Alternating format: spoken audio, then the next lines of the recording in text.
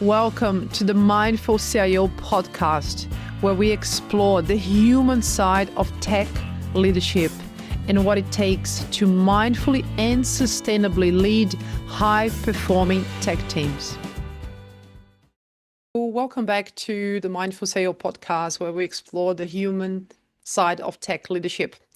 And today we have Simon Reiter. Simon is the CTO at CareSuper.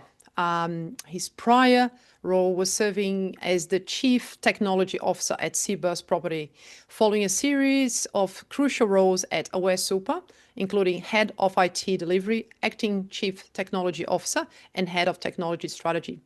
With over 23 years of experience in the ICT industry across financial service, education, healthcare, legal, and government sectors, Simon is a recognized top 50 Chief Information Officer and Digital Transformation Executive in Australia, specializing in driving enterprise-wide transformation initiatives and successful mergers and acquisitions. Simon has managed large-scale and diverse teams, leading the adoption of cutting-edge technologies. Last but not least, Simon has been an executive mentor for the Tech LX program and the Women in STEM, promoting diversity and inclusion within the technology sector. So thanks so much, Simon, for making the time to have this conversation today. Thanks, Nathalie. Thanks for having me along. It's great to come along and have a conversation about all things human in the technology leadership type of world. So looking forward to it. Wonderful. It took us a while, right? We've been talking since March this year, trying to allocate the time. That was good for both of us. So here we are. Yes. All good things come to those who wait. So it's that's right. Got there eventually. Very good. So let's get started, Simon. We met in person. I was very surprised on how tall you are. That was one of my first comments when we met for Coffee in Feb. There's a lot of information about you. You've done a number of podcasts, which is great. So I think people can get to know, a lot about Simon Reiter online. But is there anything that you haven't revealed just yet, about Simon that you're willing to comfortable to share here, something personal about you or maybe about your career that hasn't been, mentioned before? Look, there's always something to share. I think, the thing with leadership is that you're constantly learning new things anyway, and you're constantly finding new weaknesses or new strengths that you didn't know you had, right? To go through different experiences. For me, it was actually interesting. This week I spoke at the ASFA conference, which is a big superannuation conference, on a panel talking about technology transformation, which is a topic I'm very comfortable with. But I was actually quite nervous about that podcast, that presentation in stage. Don't know why. I feel like it was just because I was in front of a whole bunch of 1,000 other superannuation peers who all know about transformation, who all know about superannuation, and you kind of just look at that and go, am I qualified to be on the stage to have this conversation and share this with people? So you kind of get to think about that, and then you kind of just reassure yourself that you're okay, you are there, you've got the experience, it's okay. But I think no matter how many times you go through things, and no matter how many times I've shared bits of information, I still sometimes get a bit nervous doing presentations and public speaking. So wouldn't think so with the amount of ones I've done over the years, but it's something to share with everyone that it sometimes happens. I think it's perfectly part of being a human person. Wonderful. Thanks so much for sharing, Simon. So true, isn't it? I heard this similar comments before, that sometimes the topic you can be very familiar with, but if it's a new audience, it could really, bring some anxiety. So, and sometimes the best thing to do is to, mention that, and sometimes that helps actually, sometimes not. Yeah. Yes. Yes. That was a But once you're on the stage, it's fine. I always find it's just before you go on that big stage with the bright lights that you kind of get a bit in your head, I think. Once you're up there, it's okay. Well, for me at least, for this week, it was okay once I was up there. So, it's good to highlight that, Nathalie. Good stuff. And I noticed, you're quite active on LinkedIn. You often post. I was actually refreshing my memory about your latest articles, and we'll go there later in the conversation. But I liked your comment on, I think, your last post on LinkedIn around the importance to invest in change management early, in the Yep. piece, and keeping the why as your north star. But let's keep that for later. So No. in terms of the Mindful CIO manifesto, as you know, the Mindful CIO podcast, the manifesto is a bit of a north star for us here, and we have Yep. published the 1.0, the 2.0. Is there any particular principle or declaration that resonates with you at all?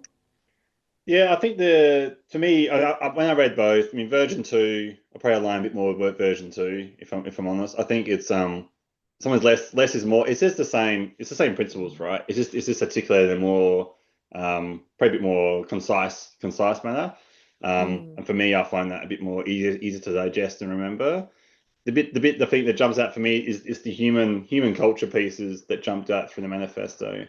I think if your culture is not right, doesn't matter how great your strategy is, doesn't matter how good your vision is, how great your change program is going to be. But if your company culture and your people and your team culture isn't quite where it needs to be, for you then to think you're going to drive a big transformation journey and do a whole bunch of change, it's a really tough achievement to do that. So I think the first piece is that's why it jumped up for me, thinking the first thing you always want to do is get your culture right, your ways of working right, get the understand that the staff know they're supported to take risks, know when they can drive and transform, and when they have to escalate when they don't. So you have building those foundations out. So for me, that jumped out a lot in the culture piece as really relevant to. And on the flip side, even if you're not doing transformation, say, look, I don't do transformation. I'm just I keep everything running. That's my job, right? I think it's still just as relevant for that with culture, because if your culture's not right, will your staff want to come in on a Sunday at 2 PM because something's broken to help out on the Monday? I mean, absolutely, you can offer to pay people, and you should, by the way, if it's weekends. But the big difference is when you call them on a Sunday, do they pick up the phone or not? Regardless, and that's the dictation of good culture or not. So they can come in and help out to solve things when there's a problem. So, because sometimes you might offer to pay people, but if the culture's not there, they don't want to come in and help out, right? But you build that culture of we're in it together. I often find with the culture piece, it's always best driven by sort of like a hamburger. I think culture's a bit like a hamburger, right? You sort of squeeze it from the top, and you squeeze it from the bottom. So your leadership at the top pushes down a bit, and then you empower all your staff across your whole team to own the culture themselves, and they push it up a little bit, and you kind of just get the whole culture burger going, and then you kind of just brings it all together. That's brand new, Simon. I haven't heard the metaphor of the hamburger culture before. No, it's That's new, but interesting. it's when you think about it's relevant though, because you have to squeeze from both sides to get the right culture coming through the organization. You can't just drive it from the top. You can't expect it to come up from the bottom, or in between, right? You need to actually hit it from all angles. So. Good stuff. For those who are listening and not familiar with the principles of Manifesto 2.0, so healthy culture, the one that Simon just mentioned, we have also diversity, humanity, and sustainability, human skills over technical prowess, and focus and presence with people and tasks. So based on your bio, Simon, that I read before, I think, clearly diversity, you are a champion of, women in STEM, Yep. and, mentoring in that space. So I'm assuming that's an area that you can relate to as well. Yeah, absolutely. I was probably looking at it from the top one. I would pick all of those, and it's culture. Diversity would be a close second. I think, if you look at any team, the more diverse your team, the more diverse your leadership team. And that includes, when I say diversity, it's educational diversity, it's geographical diversity, it's gender diversity, it's cultural belief diversity. All those things come into play, because what they do when you have a problem, you have a whole bunch of unique perspectives looking at it to solve it. If you hire everyone who comes from the same school, same cultural background, same demographic, same gender, generally speaking, you will have the same solution to the problem, because that's your lived experiences is very similar. So the more you can bring different people along who have different lived experiences, they'll bring a different lens to the problem. And I much prefer when there's a problem to have a whole bunch of diverse thought in the room. That generally means we'll find the solution a lot quicker. And then that's really what you want to do, right? So that's why I think diversity is a real a real power play of how you actually drive large scale high performing team culture is by injecting that diversity across it as well. So they kind of go hand in hand. That's Mm. definitely a close second. Yes.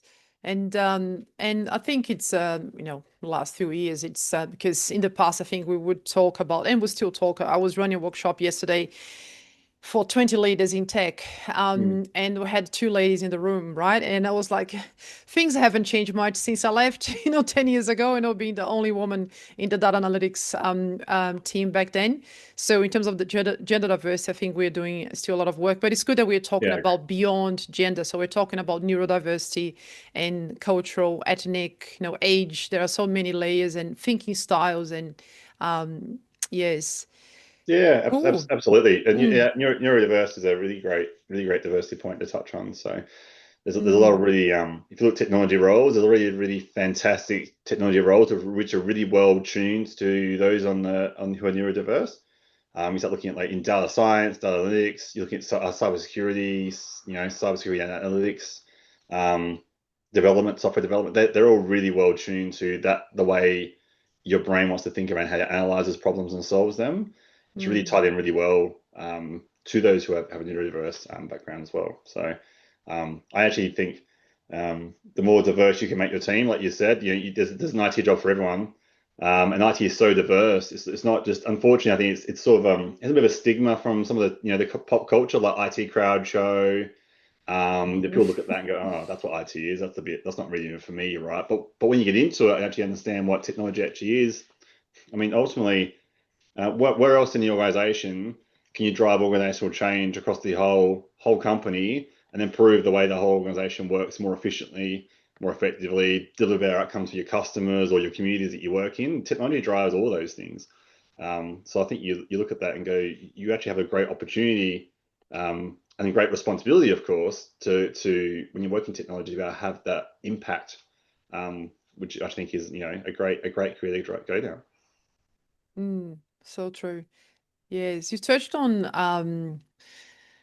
well, you didn't use the word adoption, but as I was listening to you, I was thinking on about adoption, right? Because I've been certainly being part of a couple of programs in my early days back in Brazil and in Mm. Australia when you see multi-million-dollar projects and not the ideal investment in change, and then you have issues with adoption, which is it can be a very Oh, expensive exercise. Yeah.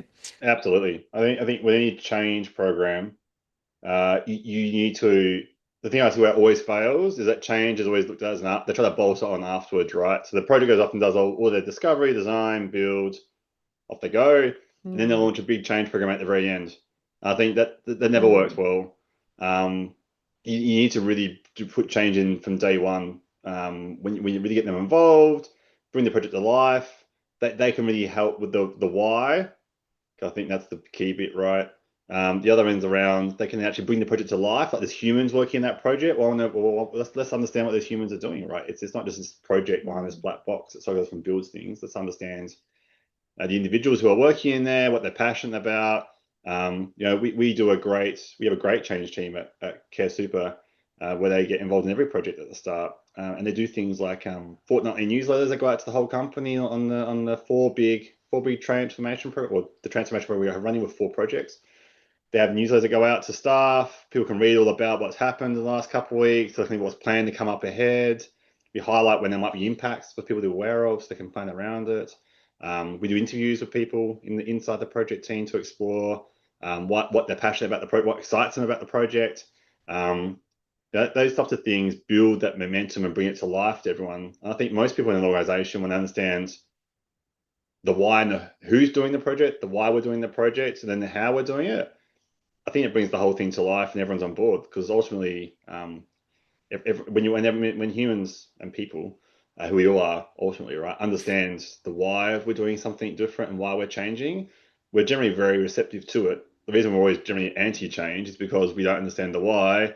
And going back to our mm. fight or flight mechanisms from many, many years ago, we just go, well, I don't understand that. That sounds risky.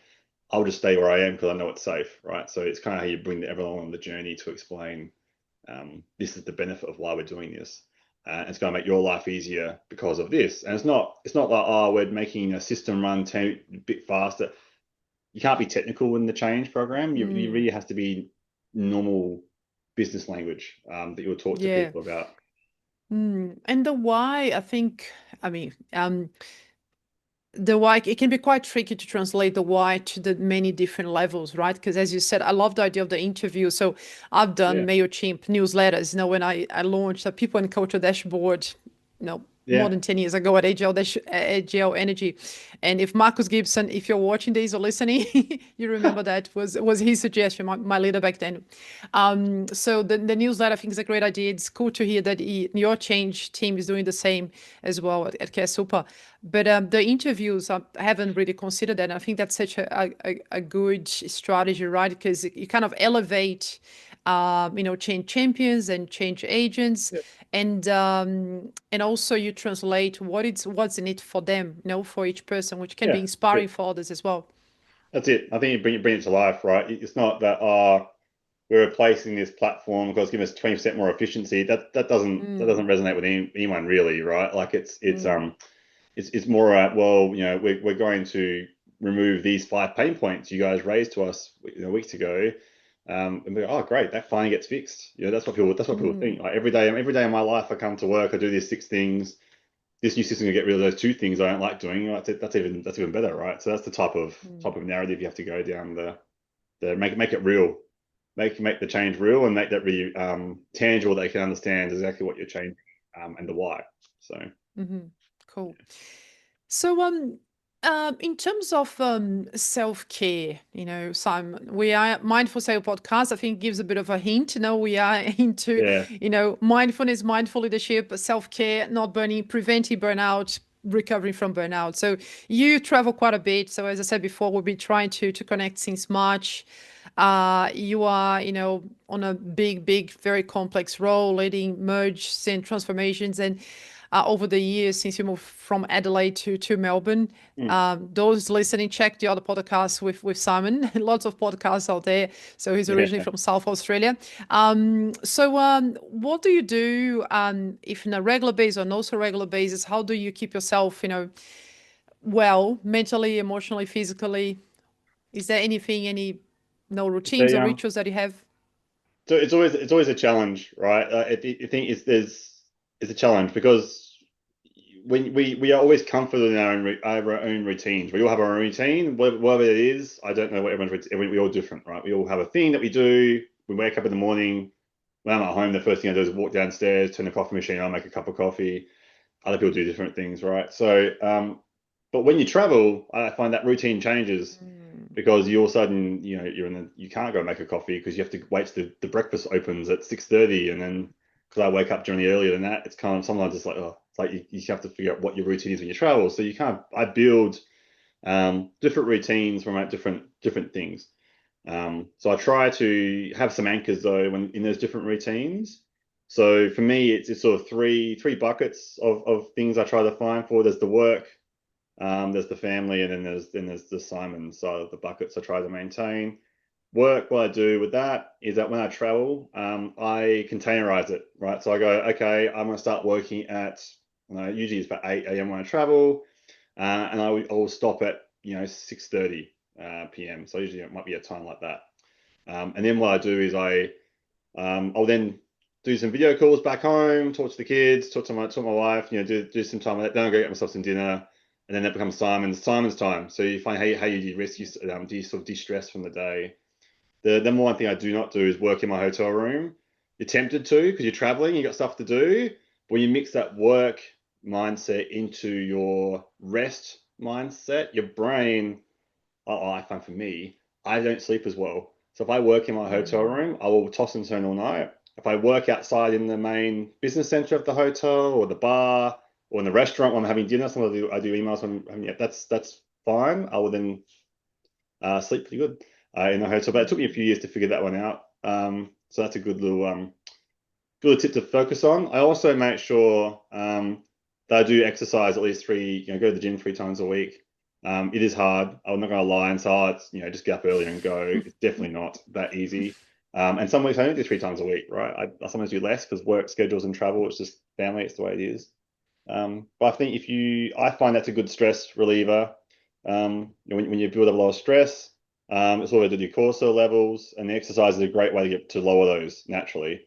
And I find I always feel a little bit less stressed after I exercise, and a little bit more motivated and positive. So I try to do that as well. Good thing about traveling is you have a gym in the hotel. So it's right there, right? So have along. And I often find when I travel, I do it in the morning first thing before I start my day, because it's one of those things where it's out of the way. I can go off and focus on what I need to do for the rest of the day. That took me a while to figure that one out as well.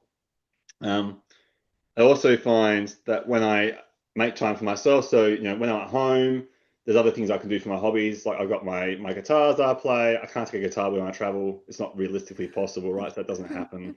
But what I do when I travel is I take a physical book with me. So I alternate my book reading between a work type of book or then a fictional like leisure type of book. So I sort of go between the two. Usually alternate. I find by just reading a physical book away from screens, for me, is a good way to disconnect as well. And I generally find reading before bed is a good way to reset myself and sort of reset my energy as well. So in one of my other podcasts I talk about my energy buckets. Now I try to keep them full because some things drain my bucket, my energy bucket. Some things fill my energy bucket. Like having a nice meal, right, fills my energy bucket because that's like, oh, that was delicious. You feel so much better afterwards. Spending time with your family, it fills your energy bucket. So you look at what fills those, and then other things drain them, right? So like getting up at 4 a.m. for an early flight, we're draining for your bucket. So you gotta find different things, and that's these different energy sources, like physical energy. You've also got like mental energy. You've also got emotional energy. So it's how you actually keep those buckets full, and it's just finding different levers that you can pull. But it's taking a few years to figure that out with traveling off and on. And then you got to try. It's a trial and error. Just get trying different things. That didn't work. This worked. This didn't work. That worked. Keep a bit of a journal, and that sort of I could go back and reflect on the data a bit. Being obviously an analytical minded type of person working in technology, and that kind of helped me to anchor on what kind of was working, and focus back on how I could use those. So. Wow, amazing. Continuous improvement in action there with the reflection, the fine tuning, right, of your strategies. I'm very impressed, Simon, and I love the how solid those strategies sound. Simple but solid, and effective, I suppose, from what I'm hearing. And it's interesting that the your tactics or strategies, it reminds me of according to research, the most resilient people, they do have strategies around 4 categories: physical, mental, environmental, and social. And you pretty much know your 3 buckets, addressing that, plus exercise. And I love the reflection, the fact that you mentioned journaling. Yes, that's pretty I don't cool. have it's in my phone in the notes app, right? Because it's there always with me. I find that's the easiest way to do it. But I think you definitely have to go because it's hard. I find for me, I can't remember what happened 8 weeks ago on at that level of what did I sleep better that night? Did that work better? So it's just being able to go back and reflect on it kind of helps. Just helps a little bit. And it's just as simple as how do I feel the next day after trying something new. On a scale of 1 to 5, I generally just do something like that, and this kind of helps to anchor on it. That's awesome. And I love that you have a Simon bucket as well, having some quality me time. And you mentioned How We Feel. There is a really cool app, you might want to check it out, called How We Feel. So it's interesting, it's really, I recommend to, I used to teach at Monash, my master's students, emotional intelligence. So I used to recommend that one. It's from, it's created by Yale University. Yes, interesting one. Okay, thank you. Thanks for sharing. I'm sure it'll be inspiring for many listeners. Let's shift gears. And you spoke about leadership style. I mean, not so much. I mean, I'm starting to mix up previous podcasts I listened from you today. But in terms of leadership styles, some of us, we do have role models, people that we worked with, or people that maybe public figures, people that have actually inspired us along the way. So do you have someone that was an inspiration, someone that you looked up in terms of, leadership style, any particular traits that contributed to who you are today as a people leader? Yeah, I think over the years, it's probably had about three people I can kind of think of over the years where they've all had that inspirational leadership or that ability to coach and improve my capabilities as an individual, and or make me reflect on how I can be a better leader. And all that at the right time in your career when you needed it. So, the first one early on in my career, I had the IT manager at the school that I was going to as a student. This is going back a while, right? So I was much younger. But he taught I was interested in it, but he actually took the time out of his day job to teach me what he knew. Um, and that really got me into the technology career in the first place. So before that, I was looking at other careers like boys do. I was looking at I like train driving. I like trucks. Like I want to be a pilot, but obviously too tall for that one. So still looked through different things, and eventually you ended up. But I like tinkering and solving problems. Always did. So then I got into IT that way, and he kind of taught me a lot of things, and really took me under his wing to coach me and teach me how to be a technologist, right? So, and that's always always thankful to him for the start he gave me in my career to get to where I am. Got along a bit more. I had another manager when I was kind of going from that senior manager to sort of head up executive top of the levels. Really coaching more on the way, all back, it's mostly about communication, right? So, going up the ranks, you get promoted very quickly in technology if you're technically quite strong. But what they don't do when you're technically strong is they don't necessarily, well, this is all roles really, is they don't really spend the time teaching around people leadership, coaching, styles, communication, leading with empathy, those types of things that you kind of, I was probably the strongest at back then. And that kind of took the time for that person to sort of coach and teach and inspire. But again, the two things they both have in common was they could see the potential in somebody, and they decided to take the time out of what was busy for them to invest in the time to give back to someone else, which I kind of then take that onto my investment into doing the mentoring programs I do, because I kind of feel like that's my way of thanking them for their support in my career and seeing where they got me, but also my ability to me also to be able to provide the same gift they gave to me, to give that gift back to other individuals in their career. So that's why I find it the most rewarding. If I was going to say if I was going to say most inspirational leader of all time, it's if I look at generally globally, I think the Queen of England comes to mind. Why? Well, I'll tell you what. So she helped, she ran that role. She's thrown into the role because it wasn't by design. Because I think it's she stuck to it the whole way through. Always led in a way that was always within no scandals, poor communication, great speaking, very well liked by everybody, but well respected at the same time. So it was kind of, you look at that, doesn't matter if you're a pro monarchy or not, right? This is just more about the individual. Her dedication, I think, to the responsibility of that role, right through to when she was physically couldn't do it anymore. I think she's the upstanding example of what a great leader is around. You're there as a rock. You're there. You can communicate. You lead with empathy. You're great. You're providing support to everybody, but you're also seen as the go-to lights that I can go to for direction, coaching, inspiration. So, yeah. So that's the general. That's why I can't let that one. I know it's a bit of an unusual answer, but I can't let that one because I think it's the most consistent one I can think of for all the leaders across the world.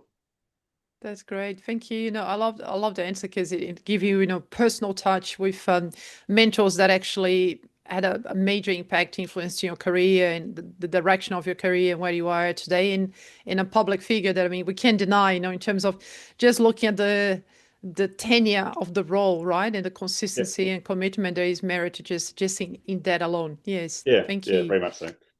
Yes.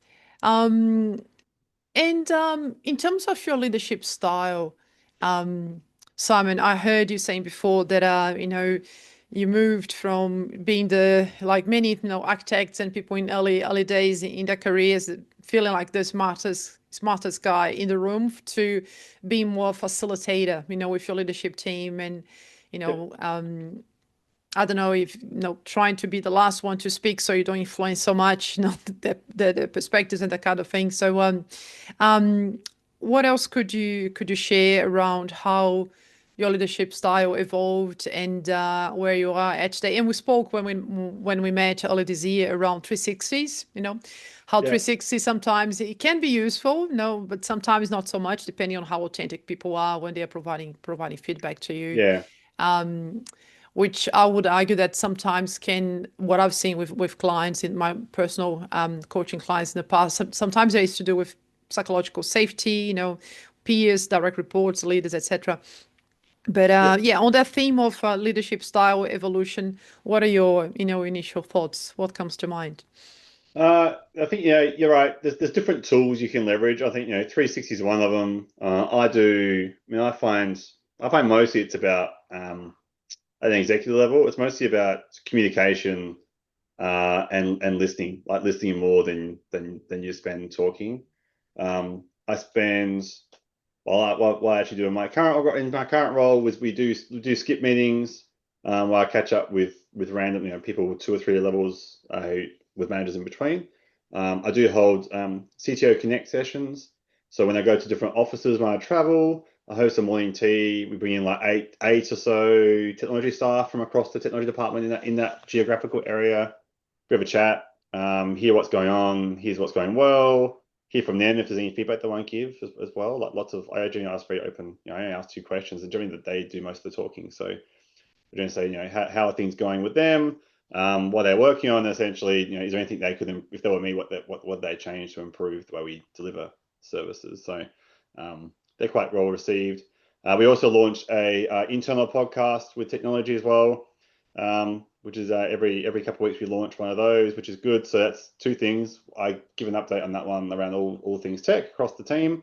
But we also sometimes have guest speakers on there as well to share some and collaborate across. We find that was well received with technology teams. But ultimately, all those things, plus you do your formal 360s, formal performance reviews. But on top of that, it's really around having clear work plans, I generally find. So if you can spend the time putting in the right structure around how you prioritize work that comes into technology, you generally provide a lot of clarity to all your staff. A lot of technology workers generally want to know, why am I doing this? What's the reason for doing this? I used to get frustrated when I was a system administrator. Because I got told by some manager somewhere we had to do this thing. I'm like, well, that's crazy, right? Why would you do it that way? Why would you be doing this instead, right? So, but it's because sometimes you don't understand the broader picture of why. So in hindsight, look back at that and go, well, I probably didn't understand the broader picture of why. But sometimes I probably was also right. So having the right, but there was no angle or avenue for me to bring that feedback up in a structured way. So I think that's why you kind of hear it from a couple of angles. We do lots of planning. We sort of do big retro and forward planning every H1 and H2 across technology. So we also reflect on what worked well, what didn't work well in the last 6 months, and we sort of plan it the next 6 months. And we move things around if we can to sort of balance out the workload. Some things obviously can't move, but we do what we can. And then we also, below that, with our IT leaders below my leadership team and me, we actually do quarterly planning planning days. We spend half the day talking about prioritization, effort, and what we're focusing on for that quarter, and the other half we spend talking a lot about culture and ways of working. So we sort of do provide that too. But yeah, generally, it's more, I think, listening more and creating the opportunities to listen to staff.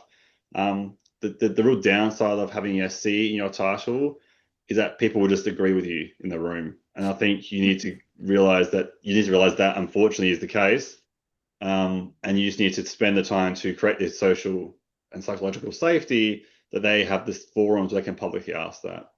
Which actually reminds me, one other thing we put in place was a anonymous Ask the CTO button. So I get that on the internet. Ah, People submit that. I don't know. I I don't love know that. who. It doesn't say who it was. I have no idea, which is exactly what you want it to be. And they can ask me anything, and then I address those in my podcast every Oh, couple of weeks. So oh, that's um, awesome. So we've had, we get a couple of questions. The last one we did, I got asked about what do I see as the vision of AI for the fund and how we're going to use it in technology. And another one was around I've got too much email. What's your strategy for dealing with email across technology? Questions like that. It depends. We had one in there that was raised once saying there's a question around our hiring practices and how come we keep hiring people from the same spot. See, that's a perception. We don't. But it was a perception thing. Well, I could address that in the podcast to the team and say, well, this is actually our recruitment process and how it works. This just happens to be where these people were applied from. It was an open process. They were the best person for the job. That's why they got it, right? So, so those things do help, I think, around providing the opportunities to listen. Wow, that's fantastic. Thanks for sharing, Simon. I'm sure, again, that will be very inspiring for other CTOs, CIOs listening. The approach that you're taking, the cadence, the governance, the creative ways to communicate. I love the idea of the podcast, the ask the CTO anonymous, feature there. These are really, really cool ways to keep in touch and keep, listening, to help to demystify your role and help people to see you as a human as well, and someone that they can ask a question and it's open to have a conversation with the what's the name of the event that you run when you are off away from Melbourne? CTO Connect. CTO Connect. Yeah, love that idea as well. Very cool. Yeah. All right. So you mentioned vision. And one of the questions was around vision for AI. And if I can combine a little bit of two questions. So what would you say that no, it's one of the most pressing issues you have, or no issues, challenges, I should say, most pressing challenges you have that you're navigating right now, and in relation to AI, because I believe there will be some element, shape, or form of AI element in there, but that could be a wrong assumption for me. In relation to your article, I know that you kind of addressed that question in your article already. Who should own AI, around the AI ownership, and also not so much the ownership, but do you believe that CIOs and CTOs, they play a significant role in ensuring that AI, if and how AI could be implemented in a responsible, ethical manner? So there are three questions in there, Simon. Number one, most pressing issues. Number two, how do you see ownership of AI, and how can we implement AI in a responsible, ethical manner? It's a good one. Look, I think the most pressing issue, I think, for most organizations or CTOs, CIOs, it's around the pace of change. I think the pace of change we're seeing now, it's so much faster than it used to be. Like some of the technologies, like I'll pick on AI because we're gonna get there in a minute. But AI, for example, some of the AI engines that came out in January this year are defunct. They're gone. They're no longer relevant. And I think there's no other time in technology that I've ever seen where we've had technology that within a year it's gone. I used to write 5-year tech strategies. Now I'm writing 3-year tech strategies. I mean, I'm probably writing 1-year technology strategies, right? The speed they're changing. And I think that's the real challenge. Because as technologists, you go, how do you keep across all those changes and at the same time make sure your strategy is it can adapt and support that and pivot as those new changes come through? I guarantee 3 years ago, no one's strategy had AI in it, right? At all. If you're halfway through your strategy and AI came along, what do you have to do? We have to stop, you have to pivot, and you have to inject it into your strategy somehow. And that's the challenge. I think it's the speed of the change. And I don't see that's going to change. I think with quantum computing coming on the horizon in 2030s, 2040s, that's going to make it even faster. Also, I'm going to have a bit of a faster pace to change. I think it's kind of one of those things around we have to readopt and look at the ways we work to sort of understand how we build our own constraints. A lot of times I think people go, oh, we're constrained. Our process is too slow. We built that process, right? Humans, us, we built that process. We implemented those guardrails. We can change them. Like, there's nothing saying you have to follow that process. So if you think if your company says we have to do a 3-year strategy, I mean, you have the conversation and go, well, let's just do a 1-year strategy, and we'll come back and do maybe a high vision, maybe a North Star vision statement for 3 years, and we'll work our way towards, or something like that, right? You don't need to have as things change, you need to be evolving and demonstrating the why, right? I think looking off that, that's what AI is the helper and also the disruptor at the same time. AI will help us work a lot faster. You can use AI tools. We all know a lot of stats out there that AI at the moment for personal efficiency is what 20 to 30% gains for individuals. That's great. If you think about that, that's an extra day a week that you kind of get in your day. It's a great way to leverage it for efficiency. The con is at the same time is that everyone else is using it. Therefore, the speed of everything else is sped up to counteract with it, right? Expectations as well. Yeah. That's it. Expectations. I mean, it's made everyone to a great writer, right? Everyone before which is great. I think it's great for equality. If you come from a non-English speaking background and you're working in an English speaking company, all of a sudden now your ability to communicate with everyone else is much stronger, right? Which I think is a fantastic equalizer. At the same time, you have everyone else is writing the same. Doesn't matter what you're writing, because we're all writing the same tools and leveraging it. And sometimes that can cause a bit of a lack of creative objectivity as well with AI. And then that goes back to the ethics point. When do you use it? And I think a lot of companies need to look at, do you have an AI ethics policy? You probably want to start looking at those. There is some really good guidance on some of these things. I think KPMG and EY, for example, just two, I'm sure a few other ones have as well, have released like AI adoption papers, which are free on the internet. You can go get. They outline around, the acceptable use of AI principles, AI ethics considerations to think about. So they do have those there. They're free resources you can go look at and use. I absolutely think you want strong governance across AI very early on. We have a data governance and AI committee at CareSuper that owns and governs data and AI. I put those together on purpose because I feel like strategically, AI needs data to be strategic. At the moment, it's tactical. It helps you personally be efficient. If I want to start driving things strategic across the entire organization, I need to have really great and highly governed data that I can trust as a source of truth. And that's where you want to make sure that they're tight. So that's where kind of we've looked at that governance structure as well. But yeah, I generally think, the speed of change is your greatest disruptor at the moment. It's the greatest risk and thing to be aware, and that keeps you up at night. AI is the greatest asset, but at the same time, you need to make sure it's governed really well. And I also think the change management piece, don't underestimate that with AI. A lot of people roll out Copilot and said, oh, no one used it. We rolled it out, it's failed, no one used it. It's like, well, did you train people in how to use AI properly? Did you actually spend time running AI lunch and learn sessions?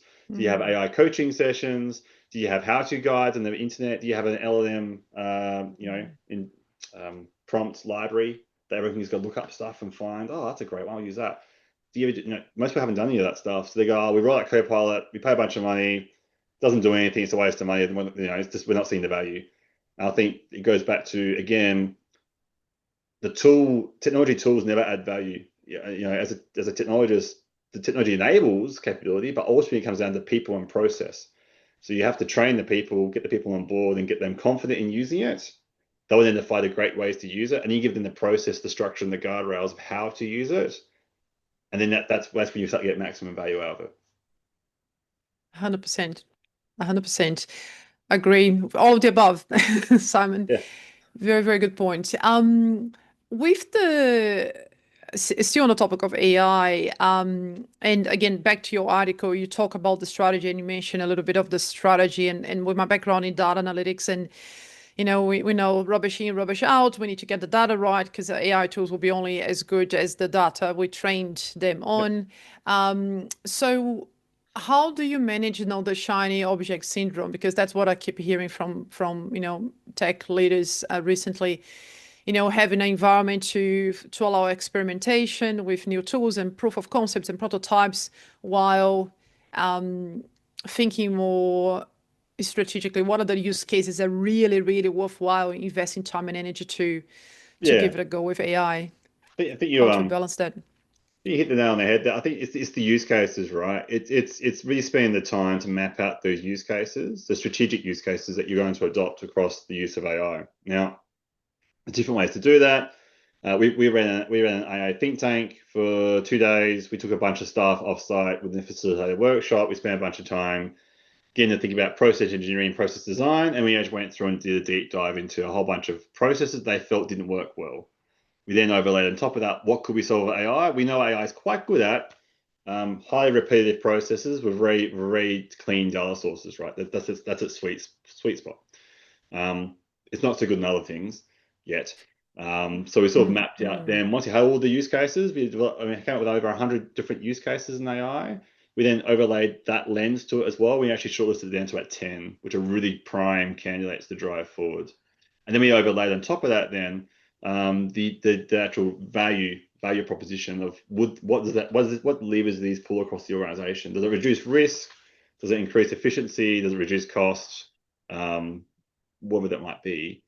Pick on those measures that you want to have, and then focus on that. And then you can prioritize it again, and we just got down to 3. So now we're running those 3 use cases across the funds. We have those great change champions now from that think tank who are our biggest advocates inside the funds.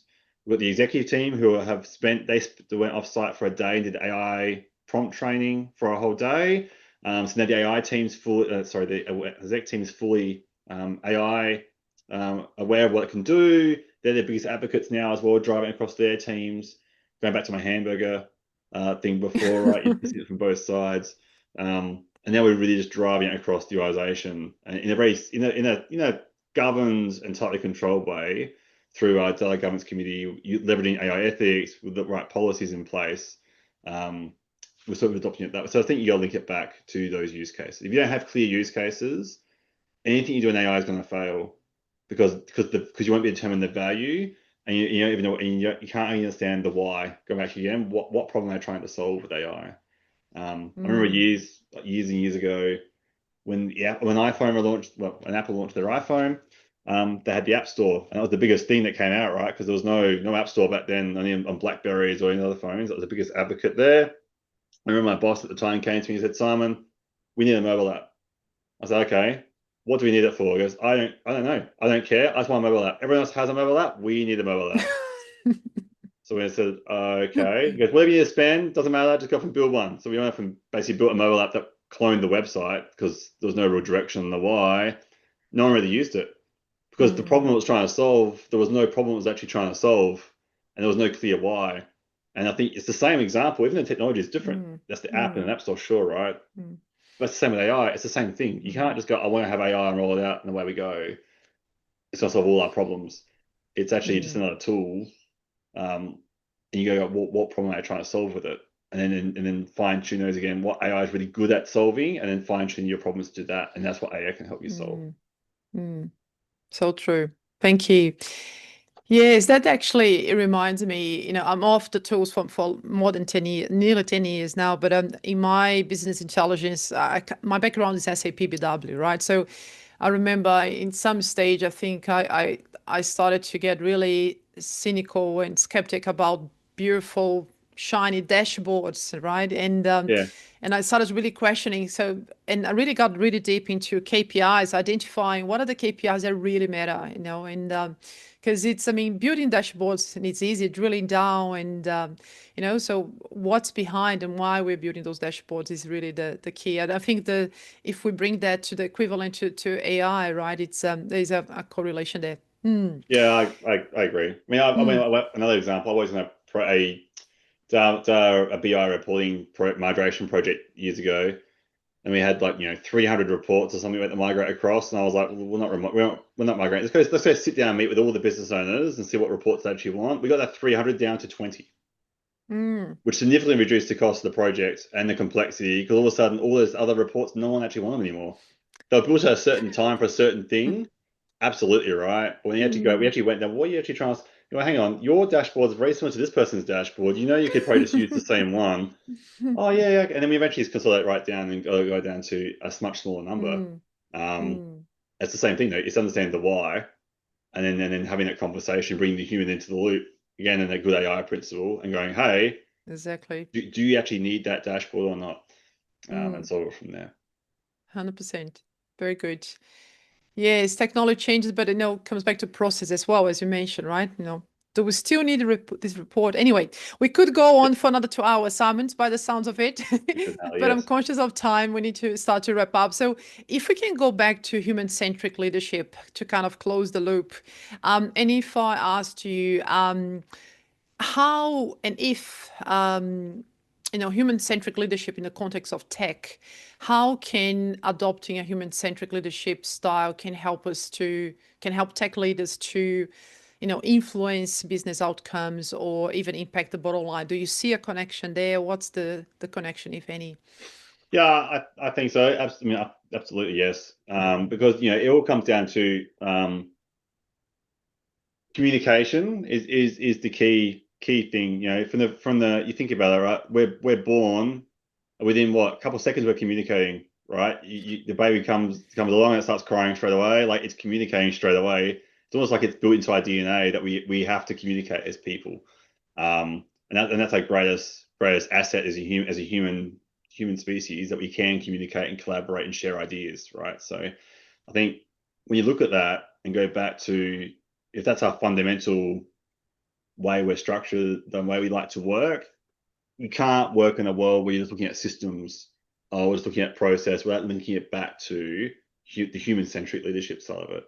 And that goes back to communication. If you've got the right communication in place, the right ability to communicate, empowering people to communicate, it's the most powerful thing you can do.